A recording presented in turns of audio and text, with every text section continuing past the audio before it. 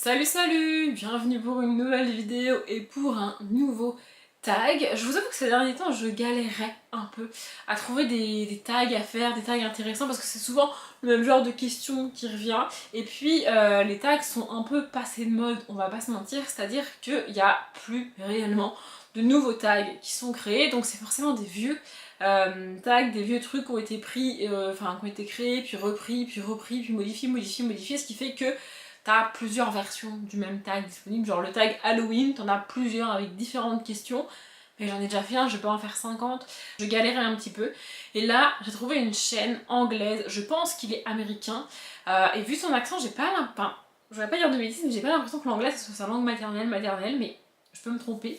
Bref, c'est la chaîne de Jim's Book and autre chose, je sais plus. En gros, il parle de livres, de séries de films et puis d'autres choses, un truc comme ça, je crois.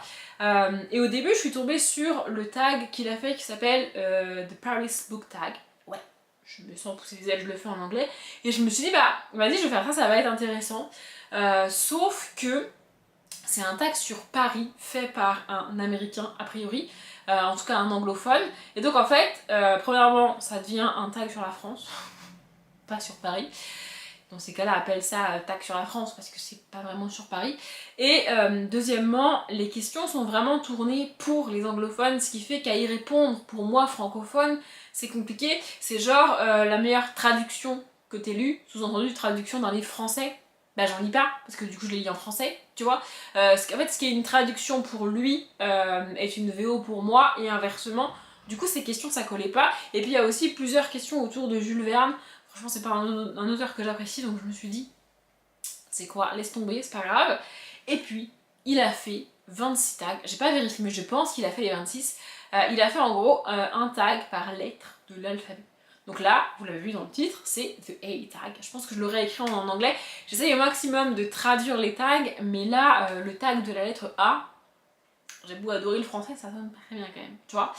Et donc en fait, pour chaque lettre de l'alphabet, il a, en tout cas pour le A, c'est ça, donc je pense que c'est ça pour tout. Parce que j'ai vu qu'il avait genre le tag du J, du H, etc. J'ai pas été vérifier qui est tout l'alphabet, mais il y a pas mal de lettres. En tout cas, je pense que les X, Y, Z, peut-être qu'il les a rassemblés, mais en gros, il a fait le tag de l'alphabet, et le tag est un tag par lettre. Et donc, là, pour le A, il y a 8 questions, avec à chaque fois des mots qui symbolisent la lettre A qui commence par un A. Là, c'est pas le cas, mais peut-être que si je fais les autres, j'aurai des petits soucis de traduction avec des mots qui commencent par, je sais pas, la lettre E en anglais et pas du tout la lettre E en français. Mais pour le A, ça fonctionne. Chaque lettre, chaque mot qu'il a donné commence par un A en anglais et commence par un A en français. J'en ai découvert un au passage, d'ailleurs. J'ai moi-même fait la traduction. Dans la barre d'infos, vous aurez le lien vers la vidéo de Jim's Book, les questions en anglais et ma propre traduction que je vais vous donner à l'oral en français. Et donc je vais vous montrer les livres. Il n'y a pas vraiment un livre à montrer par question. Il y a aussi des questions où c'est un petit peu une réflexion à avoir, une réponse à donner, mais pas avec un livre, vous voyez, enfin bref, vous verrez avec les questions. Et il y a aussi des questions pour lesquelles j'ai pas de livre à vous montrer. Avant, j'essayais de pas faire des tags pour lesquels j'ai pas de livre à vous montrer, et puis je me suis dit, bah c'est pas grave, ça fait une ouverture à la discussion, et c'est peut-être pas plus mal aussi si j'ai pas de livre à vous montrer. Donc bref, on y va, c'est parti. La première question, c'est A pour l'Amérique. Quel livre considérez-vous comme le meilleur roman américain? Et là, je vous avoue que j'ai pas fait dans l'originalité parce que c'est un livre qui cite, en fait, quand il présente la question, il cite plusieurs grands livres américains et après il montre ce qui est pour lui le meilleur livre américain. Et le livre que je vais vous montrer, il l'a cité juste avant, c'est pas celui qu'il a choisi, c'est pas celui qu'il a montré, mais il l'a cité. Et pour moi, il était anglais ce livre-là, du coup j'ai été revérifier quand même, et effectivement, Harper Lee était américaine, et mais vraiment, en fait, j'ai pas eu envie de chercher plus loin. J'ai adoré ce livre-là. Je lis beaucoup de livres anglophones, je lis beaucoup de livres américains. J'ai pas eu envie d'aller pointiller, enfin d'aller vraiment chercher de manière assidue dans ma bibliothèque. Est-ce qu'il y a un livre dans ma bibliothèque que j'ai préféré à celui-là et qui est américain? Je sais pas. Honnêtement, peut-être, peut-être pas. Ça serait quand même très difficile, mais c'est possible. N'empêche qu'on est quand même sur un livre qui m'a tellement marqué que j'ai encore aujourd'hui pas répondu à la question de est-ce que je vais le relire ou pas, mais au moins je me suis posé la question, sachant que je relis quasiment jamais mes livres. Bref, ce livre, peut-être vous l'avez deviné, c'est Ne tirez pas sur l'oiseau moqueur de Harper Lee. Et je vais ici faire un résumé de l'histoire parce que j'en ai parlé plusieurs fois de ce livre-là, mais à part en update quand je l'ai lu, parce que je l'ai pas lu il y a très longtemps, hein, je l'ai lu, j'avais déjà ma chaîne. Donc à part en update quand je l'ai lu, j'ai pas résumé l'histoire. Ici on va suivre Scout, une petite fille qui doit avoir, je sais pas, 8-9 ans. On est en Alabama dans les années 30 et Scout ne correspond pas aux standards d'une petite fille selon la société de l'époque. Et j'ai presque envie de rajouter, ni même selon les standards de notre société aujourd'hui, pour vous donner un ordre d'idée. C'est une petite fille qui met des salopettes, qui se salit, qui court partout, qui saute partout. On n'est pas sur la bonne petite fille de bonne famille de l'époque, c'est-à-dire qu'elle n'est pas assise, jambes croisées, avec sa petite robe, ses petites couettes. Non, non. Scout, elle a pas du tout envie de faire ça. Elle se roule par terre, elle court partout, elle saute partout. Ce qui, pour les gens de l'époque, est considéré comme ne pas avoir d'éducation pour une petite fille. Et on s'en prend un peu, mais pas trop, à son père. On dit qu'il aurait pu faire mieux, mais on lui donne deux excuses. Premièrement, la mère de Scout est décédée, donc oh le pauvre homme, c'est pas de sa faute, etc. Enfin, bref. Et deuxièmement, ça reste un homme assez riche, bien vu, avec un bon statut. Il est avocat, c'est pas le clampin du coin, donc c'est pas de sa faute. En gros, c'est ça. Mais l'histoire, c'est pas ça. L'histoire, c'est que il va y avoir un jeune homme d'une vingtaine d'années, je dirais, noir, qui va être accusé du viol d'une jeune fille blanche. Et Atticus Finch, le père du Scout, va accepter de défendre cet homme, alors que avant même, en fait à l'instant même où il est accusé, tout le monde l'a condamné. Il est noir, elle est blanche, elle a raison, il a tort, il l'a violée, il doit être condamné. Il n'y a pas de débat, il n'y a pas de discussion, il n'y a rien. Et Atticus Finch essaye d'expliquer que même si effectivement il est coupable, il a quand même le droit à une défense. Et donc, dans les années 30 de l'Alabama, je répète, un état particulièrement raciste quand même, hein, on va suivre tout ça. Et franchement, j'ai adoré. J'ai vraiment adoré cette histoire. Et vraiment, Homme élevant ses enfants malgré les volontés de l'époque avec ses valeurs. C'est ce que j'ai écrit sur mon post-it à l'époque. Vraiment, on a cet homme qui dénote dans la société et qui décide qu'il fera ce qu'il veut, comme il l'a décidé, et pas comme la société essaye de le décider à sa place, quoi. Et franchement, c'est... Et c'est un livre qui est sorti dans les années 60. Et encore une fois, aujourd'hui même, Scout serait considérée comme une petite fille largement en décalage par rapport à son époque et par rapport à l'éducation qu'on attend donner à une jeune fille. Je sais pas si vous vous rendez compte à quel point elle est en décalage par rapport aux années 30. Mais bref, je vais passer à la question suivante, sinon on va y passer des plombs. La question 2, j'ai eu un peu de mal à la comprendre, donc c'est A pour arc. Au début, je me suis dit trait de caractère, parce que du coup, la question c'est quel personnage de la littérature a l'arc de caractère le plus intéressant. Du coup, je me suis dit, bah, ça doit être le trait de caractère, la traduction. Je me suis dit ça toute seule, hein, j'ai vérifié ça d'une part, tu vois. Et en fait, ça me paraissait bizarre, de la manière dont lui présentait le livre et en parlait, trait de caractère, ça me paraissait pas collé. Donc je me suis un petit peu plus renseignée, et en fait, il existe un arc de caractère comme un arc narratif. Vous voyez, un arc narratif, c'est un choix, première personne, deuxième personne, troisième personne, groupe de personnes, changement de... ou arc narratif dans le sens construction de l'histoire, vous voyez. Eh bien, il y a aussi un arc de caractère. En fait, c'est un groupe de traits de caractère, je pense, qui évolue chez un personnage au cours de l'histoire, et qui fait... en fait, l'histoire fait évoluer le personnage principal de l'histoire. Je sais pas si vous voyez ce que je veux dire, je pense que vous comprenez ce que je veux dire. Donc la question en gros, c'est quel est le personnage qui a l'évolution la plus grande et la plus intéressante dans les livres que j'ai lus. C'est un livre que j'ai lu récemment, il y en a probablement d'autres qui ont des caractères qui évoluent et qui sont extrêmement intéressants dans tous les livres que j'ai pu lire et qui sont derrière moi. Mais vraiment celui qui m'est venu le premier en tête, c'est celui-ci. Et je pense que ça répond extrêmement bien à la question. Le livre en question, c'est Les âmes croisées de Pierre Bottero. Ici, on est dans une dystopie. Il y a en gros la ville haute et la ville basse, les riches, les privilégiés, etc. Et puis le reste du peuple qui fait un petit peu quand même tourner l'économie, on va pas se mentir. Et on va suivre une jeune fille qui s'appelle Nawel, c'est ça. Donc une haute. Je crois que c'est les perles et je sais plus quoi. Je sais plus. Ceux qui vivent dans la ville haute, c'est les perles. Donc Nawel est une perle et puis ils ont un autre nom pour ceux qui vivent en bas, mais je le retrouve pas, c'est pas très grave. Donc Nawel est une perle, elle vit en haut, privilégiée, etc., etc. Une des familles les plus riches, les plus influentes de la société. Enfin bon, bref, vous voyez le topo. Et elle va dans la plus grande école de la ville, évidemment. Et elle est vraiment le pur produit de l'aristocratie, de cet univers-là. Elle est extrêmement imbue d'elle-même, extrêmement insupportable. Et au tout début du livre, elle fait quelque chose d'extrêmement violent, d'extrêmement méchant et d'extrêmement gratuit, juste parce qu'elle en a le pouvoir, de par sa position. Ça l'amuse de faire ça, alors que la personne à qui elle fait ça, en face de un, n'a aucun moyen de se défendre, aucun moyen de contrecarrer ce qu'elle est en train de faire et doit juste subir ça sur le moment et pour tout le reste de sa vie.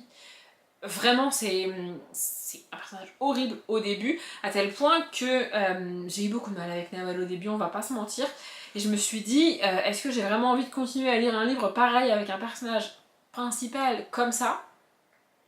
Et j'ai continué parce que c'est Pierre Bottero. Et j'ai bien fait parce qu'effectivement, Nawel va accepter d'évoluer. On parle d'une jeune fille extrêmement privilégiée qui a tout ce qu'elle veut, qui a accès à tout l'argent, toute la nourriture, tout le luxe qu'elle veut et qui peut faire littéralement ce qu'elle veut de son quotidien, de sa vie, etc. De par la réputation de sa famille et la richesse qu'elle a, quoi qu'elle fasse, elle ne sera jamais inquiétée. Et pourtant, elle va accepter de faire une croix sur tout ça pour s'ouvrir au monde et essayer de voir au-delà de son petit quotidien un petit peu trop cosy. Et franchement, quand tu la rencontres au début, tu te dis il n'y a aucune chance, mais alors aucune chance qu'elle change, et pourtant elle change, elle évolue. Et pour ceux qui ont lu ce livre jusqu'au bout, elle change à un point inimaginable au début.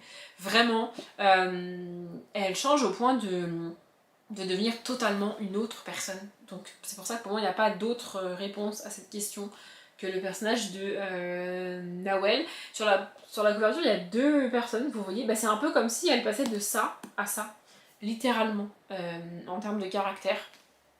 Franchement c'est un des livres les plus bouleversants que j'ai pu lire et il a été dans mes meilleures lectures de l'année. Et c'est un des livres pas très connu de l'auteur et c'est franchement dommage.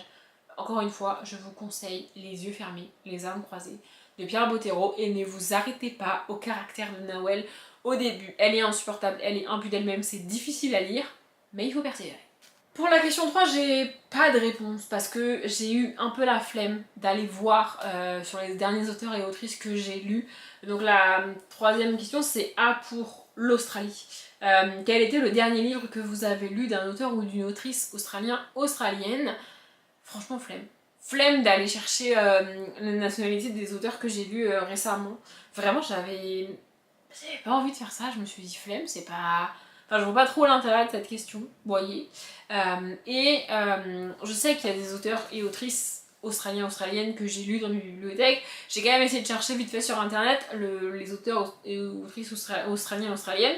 Sauf que il sort les plus connus, tu vois, genre Colleen McCullough. Je savais que Colleen McCullough était australienne. J'ai lu, j'ai mis un moment à le trouver alors qu'il est juste là, il est juste derrière moi. Je sais pas si vous le voyez, c'est Le temps de l'amour de Colleen McCullough, qui est un livre qui se passe en Australie, au moment de la ruée vers l'or. Il y a d'autres auteurs, alors je vous le montre pas parce que c'est techniquement pas la dernière autrice australienne que j'ai lue, je l'ai lu il y a 6-8 ans, un truc comme ça, donc ça fait vraiment très longtemps que je l'ai lu, donc clairement elle n'est pas la dernière autrice australienne que j'ai lue. Je ne sais pas quelle est la dernière autrice australienne ou auteur australien que j'ai lu, et en vrai je m'en fiche de la nationalité des gens. Plusieurs fois quand je lis un livre, j'ai l'impression que c'est écrit en français alors qu'en fait c'est une traduction, ou inversement. Je fais à peine gaffe au fait que ce soit une traduction ou pas. Donc la nationalité de l'auteur ou de l'autrice, franchement, c'est pas un truc que je regarde. Donc je ne sais pas. C'est ça la réponse à la question. La question 4, c'est pareil, je connaissais même pas ce challenge, je sais pas s'il est encore en cours à l'heure où je... Enfin, s'il existe encore aujourd'hui, à l'heure où sort cette vidéo. Donc c'est A pour Austen, donc Jane Austen. Qu'avez-vous l'intention de lire pour le Jane Austen July? Donc je suppose que c'est un challenge autour de Jane Austen et du mois de juillet, mais je connais pas du tout ce challenge. Après, je suis pas du tout fan de Jane Austen. J'ai lu Orgueil et Préjugés en entier, mais franchement, c'est beaucoup trop long pour ce que c'est, je trouve. J'avais essayé Raison et Sentiments et un autre, Persuasion, il me semble, je sais plus. Mais franchement, j'accroche pas, quoi. C'est beaucoup trop... Enfin, en fait, c'est un style beaucoup trop lent, beaucoup trop long pour moi. Et à ça, on me répond souvent, bah ouais, mais c'est parce que c'est bien écrit. C'est pas parce que c'est bien écrit que ça a besoin d'être long, en fait. C'est pas parce que tu veux écrire un livre bien, avec une belle plume, que t'es obligé de mettre des phrases juste pour montrer que t'as une belle plume, en fait. Écris une phrase avec ta belle plume qui fait avancer le truc, tu vois. C'est pour me décrire pendant 4 pages la taille de l'arbre avec ta belle plume, bah... la belle plume, voilà où tu peux te la mettre, quoi. Enfin, à un moment donné, en fait, ça m'agace qu'on m'explique qu'un livre qui est lent et chiant à lire, bah mais c'est parce que c'est bien écrit. Bah non, c'est mal écrit si je me fais chier, en fait. Vous voyez? C'est peut-être joli, mais ça reste mal écrit parce que moi, je m'ennuie pendant la moitié du truc. Oui, voilà, ça m'agace de parler de Jane Austen. C'est pareil pour les sœurs Brontë, de manière générale. Vraiment, c'est un style que j'aime pas du tout. C'est un style auquel j'accroche pas du tout. Bref, je suis en train de m'énerver toute seule, c'est pas le but. Ça m'agace vraiment ce genre d'autrice et de... En fait, ce style dit classique, moi ça me gonfle à la lecture et ça m'agace encore plus de savoir que quand on étudie des autrices à l'école, c'est ça qu'on étudie. Vraiment, ça me désespère. Mais bref, je connais pas ce challenge, je sais pas si le challenge c'est juste de lire du Jane Austen ou de lire des livres autour de Jane Austen comme des réécritures comme Les Enquêtes de Jane Austen écrit par Julia Golding, que pour le coup je lis et j'aime bien. Je sais pas. Vous connaissez ce challenge vous? Je suis preneuse si vous avez des infos. La 5e question c'est A pour automobile. Quel est votre automobile littéraire préféré? Alors là franchement j'ai même pas eu envie de chercher, j'ai même pas eu envie de réfléchir parce que je sais pas, les voitures dans les livres c'est pas un truc qui me marque. Le seul truc qui m'est venu en tête pour vous donner un ordre d'idée c'est la moto de Hardin, mais c'est une moto.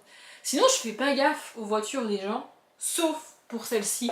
Et j'ai même pas réfléchi et j'ai même pas essayé de chercher autre chose.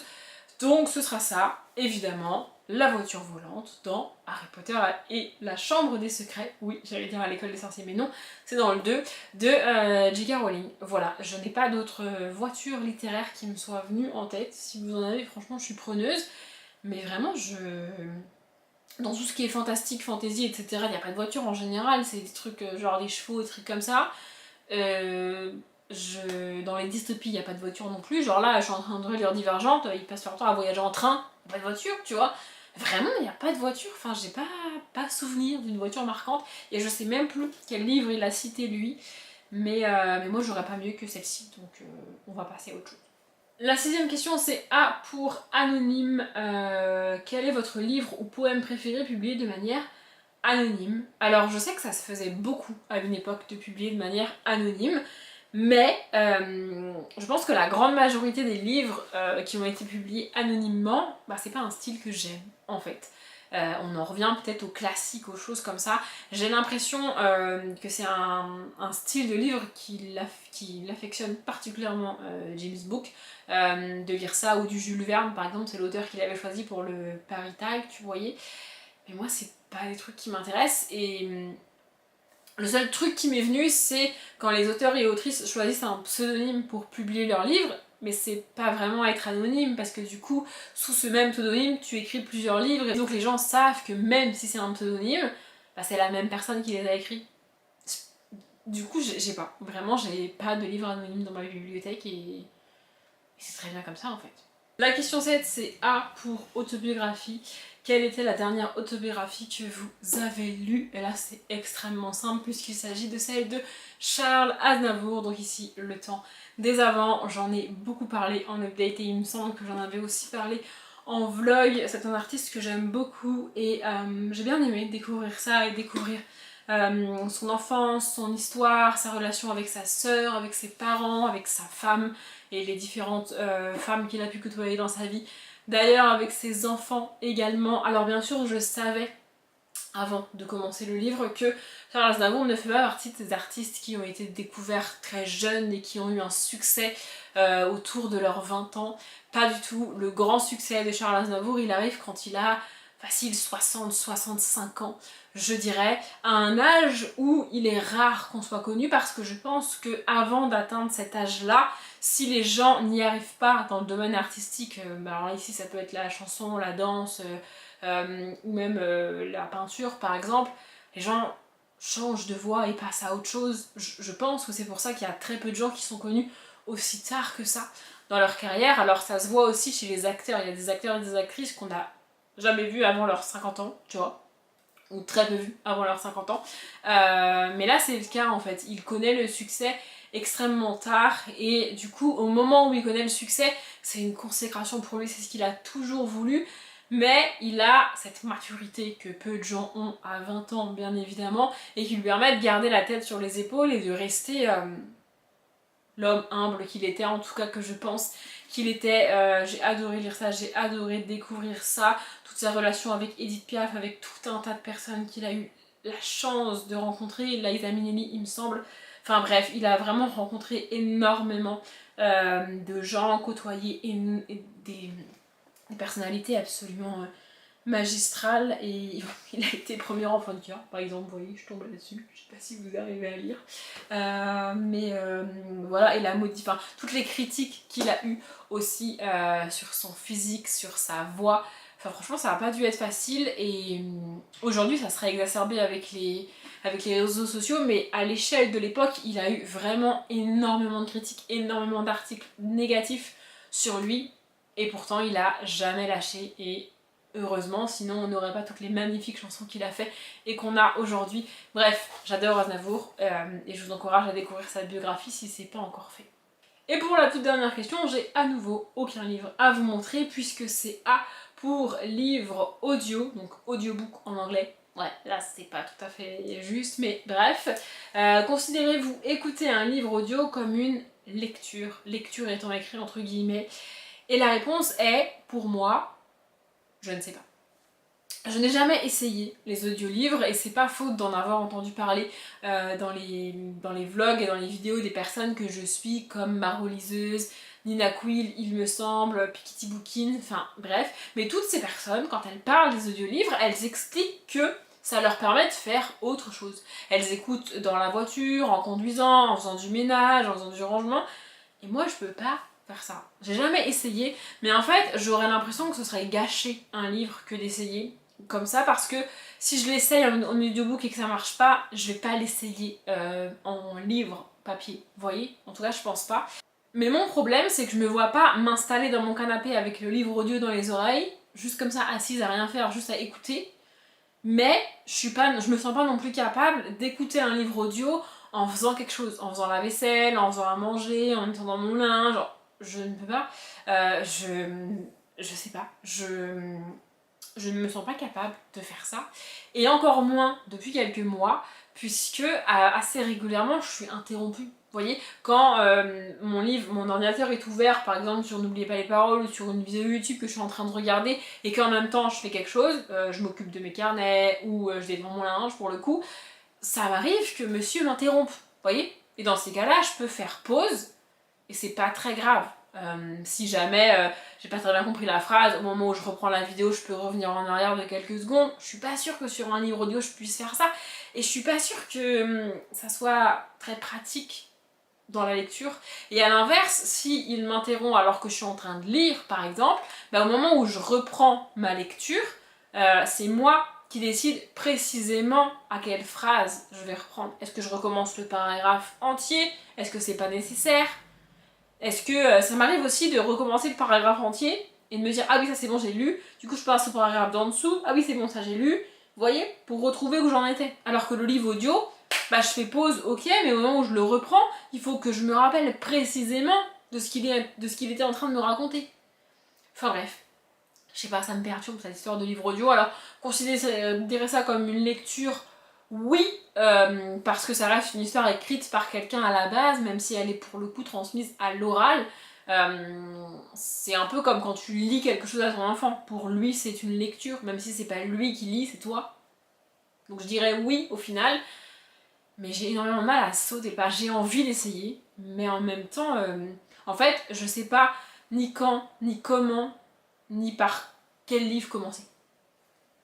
Si vous avez des conseils, franchement, je suis preneuse parce que vraiment, ça a l'air très cool. Tout le monde en parle de manière très cool, tout le monde adore et tout. Enfin, ceux qui en parlent, c'est parce qu'ils sont en partenariat en général avec une appli d'audiobook, donc c'est parce qu'ils aiment ça et parce qu'ils ont envie de le partager, donc évidemment ça donne envie. Mais je sais pas, je suis un peu perdue. Donc ouais, si vous avez des expériences à me partager, je prends. Je pense que cette vidéo est malgré tout bien assez longue, j'ai beaucoup blablaté et ma gorge commence à me faire mal pour tout vous dire. Donc je vais m'arrêter là. Si vous voulez répondre aux questions, bien sûr, n'hésitez pas. Comme je l'ai dit, il y aura le lien de la chaîne de Jim's Book en barre d'infos. Donc si vous voulez aussi aller chercher la lettre B, la lettre C ou n'importe quelle lettre qui vous intéresse, allez-y, c'est pas mon tag, hein, c'est son tag à lui, donc faites comme vous voulez, c'est un tag qui date de quelques années quand même, hein. Mais voilà, bref, je vous laisse tout ça en barre d'infos, j'espère que la vidéo vous a plu, comme d'habitude je vous souhaite une bonne journée, un bon après-midi, un bon appétit ou une bonne nuit, et je vous dis à bientôt.